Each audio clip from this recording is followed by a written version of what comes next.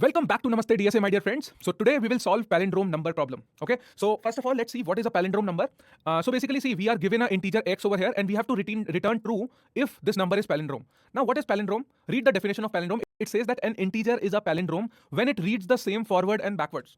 Right. So basically, if you read it from front to back or back to front, the number is same. So 1 to 1 is a palindrome because 1 to 1. Read it from the front or read it from the back, it's 1 to 1. So this is what a palindrome is. And now they have given me, suppose, let me just tell you, okay. So let's go over here. Let me just tell you, give you some examples. So 1 to 1, right? If you read it from the front, it is 1 to 1. If you read it from the back, 1 to 1. That means the reverse of this number is 1 to 1. So that means it's a palindrome, right? So this function should return me true if I give 1 to 1. Suppose if the number is 1443441, is it a palindrome? Yes. The reverse of this number is also same. Reverse is same, so this is a palindrome. Now, if there is a number 143, what is the reverse of this number? 341. So it's not a palindrome. And the problem statement also says that if there is a negative number, so the reverse of this negative number is 1 to 1 minus. I don't know. Reverse does not look like this, but anyways, if the problem statement says, then we have to follow. So basically, they say that if the number is 1 to 1 minus, so the reverse or if you read it from the front to back or back to front, it becomes, if you read it from this way, so it becomes 1 to 1 minus. 1 to 1 minus, that means it is not a palindrome. Okay, so we have to write the logic accordingly. Now, what we have observed over here, an important thing that we have observed over here is that if the reverse of a number is equal to the number, that means we can say it's a palindrome number. Okay, so the reverse of a number is equal to the number, that means it is a palindrome number. So now it will be a very easy problem if we can figure out how to calculate reverse of the number. Okay, now calculating the reverse of the number will become very easy for you if you have solved the previous problem, that is count the number of digits. Okay, so if you have solved this problem, count the number of digits in a number, then it will become easy for you. So I would suggest you, or I would recommend you, please go solve that problem first, then come over here to solve this problem. Okay, so cool now, right? So basically now we have to think about how do you reverse a number, right? How do you reverse a number, right? So this is an important thing.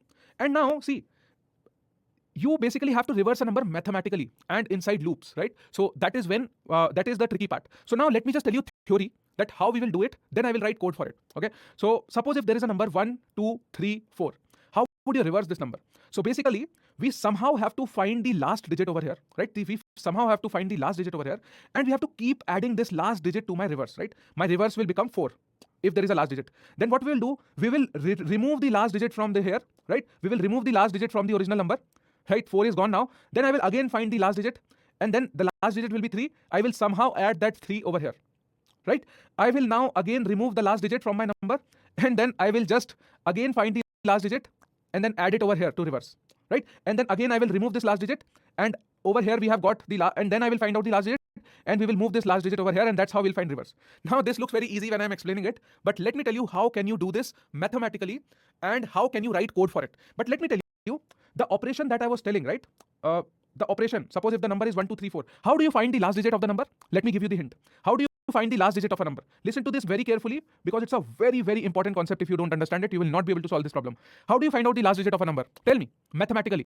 So basically, whenever you do any number, if you mod any number, suppose if you do n mod by 10, it gives you the last number. So basically, it gives you the remainder, what is left after dividing by 10, right? Suppose if I divide this number by 10, and what is the remainder which will be left? Suppose if I divide this number by 10, what is the remainder which will be left? Yes, the remainder left will be last digit, right? So always remember the remainder after n mod by 10 is the last digit.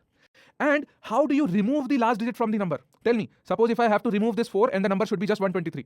How can I remove the last number? You just have to divide by 10, right? So basically if you do n by 10, so basically you are removing the last digit. Removing last digit from the number mathematically. Okay, did you understand that? Let's go to a new page. Let me just write both of those down, right? Because those are important concepts. Suppose if you want to find the last digit of a number, last digit, so what you have to do is you have to find out n mod by 10, right? You have to find out n mod by 10. And suppose if you have to remove last digit, so what you have to do, you just have to divide it by 10 and it will remove the last digit. So we will remember this. Now let us just try to write code, right? Let me just show you how you can write code for this function. So what we will do is, first of all, again, we will basically, what we will do is we will have to write a loop to do all of this, right? Suppose if my number is 1, 2, 3, 4. So what I will do is I will basically run a loop, right? I will run a while loop over here, and I will write this condition later on, right? I will write this condition later on, but let's run a loop over here. What I will do is I will find the remainder, right? I will find the remainder when it divides, right? Basically, I want to find the last digit. How do you find the last digit? How do you find the last digit? Basically, it is the remainder, right? How will I find the remainder? Basically, you have to do n mod by 10. So when you do n mod by 10, you get the remainder over here, right? Now, what I'll do is I will basically declare a variable reverse over here and I will set it to 0 initially, okay? This is a variable 0, right? Variable, and I will set it to 0 over here. Now what I'll do is whenever I find out the remainder, suppose if we have find out that, okay, the remainder is this 4. Now I have to add this 4 to reverse, right? Now I have to add this 4 to reverse. What I can do is I can add this 4 to reverse, right? How can I do that? I can just add REV plus my remainder, right? So basically this is the last digit. I will just add this remainder to my reverse, 0, right?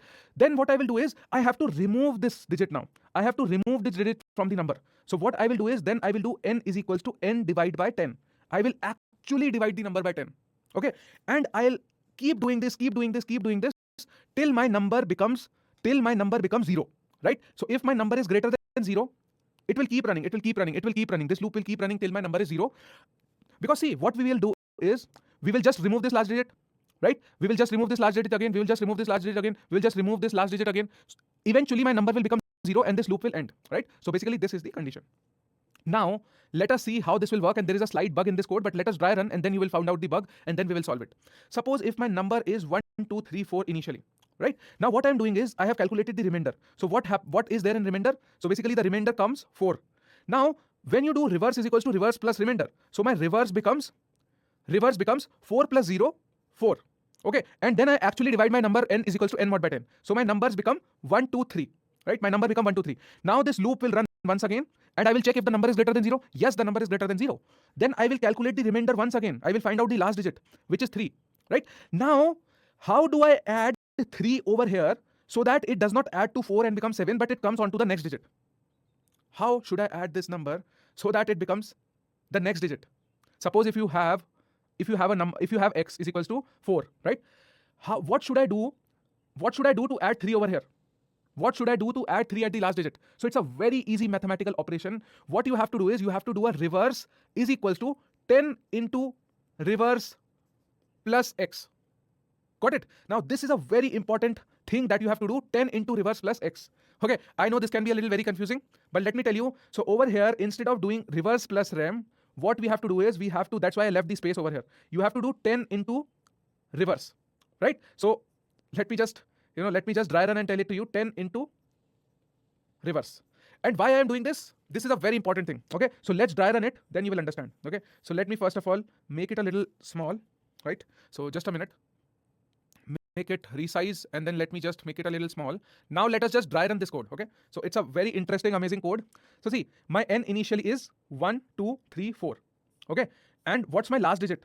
Last digit, which is rem, right? My last digit comes, so rem over here becomes 4. My n is 1, 2, 3, 4. My rem becomes 4. What is my reverse? Now initially the reverse is 0. So 10 into 0 plus 4. 10 into 0 plus 4. 10 into 0 plus 4. So my reverse becomes what? Right? Let me remove it. So what my reverse becomes what? 10 into 0 plus 4. 0 plus 4, reverse becomes 4 over here. Right? Now I do n is equals to n divided by 10. Right? My n is equals to n divided by 10. So my number was 1, 2, 3, 4. Now my number becomes 1, 2, 3.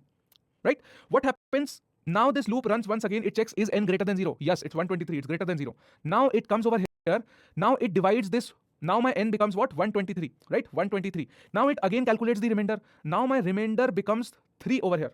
Right? And my reverse is already 4 over here. So what I'll do is, now again it will do 10 into reverse plus remainder. So the reverse is 4. So it will do 10 into 4 plus 3. What will be there? It will become 43. Right? So my reverse becomes 43 now. Got it? And my n becomes what? N is equals to n divided by 10. So my number becomes 12 now. Right? 123 will become 12 now. Got it? Now this loop will run once again. Right? Now my number has become 12. Right? Now my number has become 12 over here. Now I will again run this whole loop. So the remainder now becomes 2. Okay. And then my reverse is 43. So again 43 into 10, 430 plus 2. That means the reverse becomes 432. Got it? And then my n becomes n divided by 10. So 12 divided by 10, it becomes 1 over here, right? So it becomes 1 over here. Got it? It becomes 1 over here. Now what happens is n is 1 now. So this loop will run once again because it is greater than 0. Right? Now what is the remainder? What is the remainder over here? 1 divided by 10. What is the remainder? 1. Now reverse will again do 10 into reverse plus remainder. 432 into 10. 4320 plus 1, 4321. Got it? And now I will again divide my n is equals to n divided by 10. So 1 divided by 10 is what? Is 0. Right? When my 1 divided by 10 is 0, so my n over here becomes 0. Now when it is 0, this loop will end. When this loop will end, I will have my reverse number inside this variable rev. Okay? So my reverse number will be over here in this variable rev. Got it? So what I will do is later on, over here, I will just check if my reverse is equal to my original number, right, n, then I will just return true.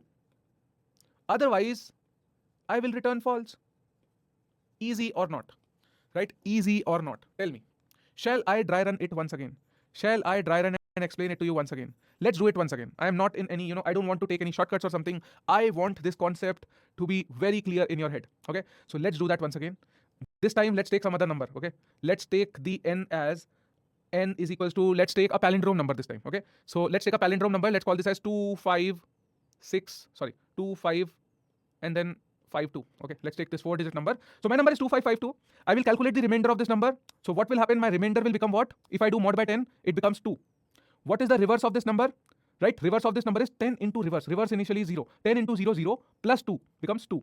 N is equal to n divided by 10. When you divide n by 10, so 2552 divided by 10, it becomes 255. Now the loop once again runs and it checks if 255 is greater than 0. Yes, it is greater than 0. So the loop will run once again. It will again do remainder is equals to n mod by 10. So n is 255, n mod by 10. That means this will become 5, right? So let me just remove this. It becomes 5. Now I will do reverse is equals to 10 into reverse. Basically, it will do 10 into 2 plus remainder is 5. So 10 into 2 is 20 plus 5. That means 25. So now my reverse becomes 25 over here. Got it? Now what happens? N is equals to n divided by 10. That means 255 divided by 10, which becomes 25, right? This last digit is removed. So let us remove this last digit. Now what happens? This number again is checked. This loop runs once again. It checks n is greater than 0. Yes, it is greater than 0. So again, now this number 25 is again mod by 10, right? So the number becomes 5 once again, right? So this remainder is 5. There is no need to change. Now I will do 10 into reverse. That means 25 into 10. That means 250. So 250 plus 5. It becomes 255. Number becomes 255. And now this n is equals to n divided by 10. That means this number is gone. This last digit is gone over here. It is remaining by 2. Now this 2 goes over here. This 2 is greater than 2. Yes, the loop will run once again. This time the remainder will be 2. Right? This time the remainder will be 2. Now what I'll do, 255 into 10. That means 2550. In plus 2. That becomes 2552. Right? So that's how my reverse is calculated. Now the number becomes 0 and the loop ends. And my reverse number is 2552. Now I will just check if my reverse is equal to my original number. Right? If my reverse is equal to my original number, so what I'll do is I will return true, else I'll return false. Got it or not? Got it or not, my dear friends? So this is how it is. Let us just write the code on the platform now, right? Let's write the code. When you write the same code in JavaScript, it would look a little bit different, but let me just write the code, okay? And let me just show it to you. What will happen is now, I'll just first of all calculate the reverse is equals to 0. Initially, the reverse should be 0. Now I will write my while loop. Now my while loop will run till my n is greater than 0. Okay. And now what I will do is I will calculate the remainder, which is equal to n mod by 10. Very, very easy, isn't it? So it will calculate the remainder. Now what I will do, I will actually add reverse is equals to 10 into reverse. 10 into reverse plus remainder. Okay. Remainder or the last digit. Then what I'll do, I'll actually divide this number by 10. Got it? So this is how you basically keep running the loop. This loop will run again. And then what will happen is later on, I will just check if my reverse is equal to number, right? Triple equal to number, then I'll just have to return true, else I will return false, right? Else I will return false. Got it? So this is how you write this code, right? You can write else over here, or you can skip it. Both code will work, right? So this is how you basically write the code over here. Right? Now, there are some improvements that we have to do. Again, do you remember if you do n is equals to n divided by 10, then it becomes in decimal. Suppose if your number is 1, 2, 3 and you divide by 10, so this n will become 12.3. Okay, so I don't want that 0.3. So basically, I will use the function math.floor to remove the digit, right? Remove anything after point, right? I just want that exact number. So this is an important thing that you need to do.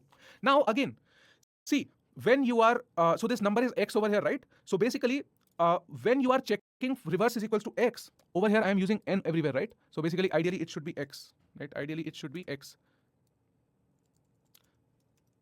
So now see an important thing. When I am running this loop, I am actually modifying my original x over here, right? I am actually modifying my original x. So what we will do, in the starting only, I will create a copy of my x, right?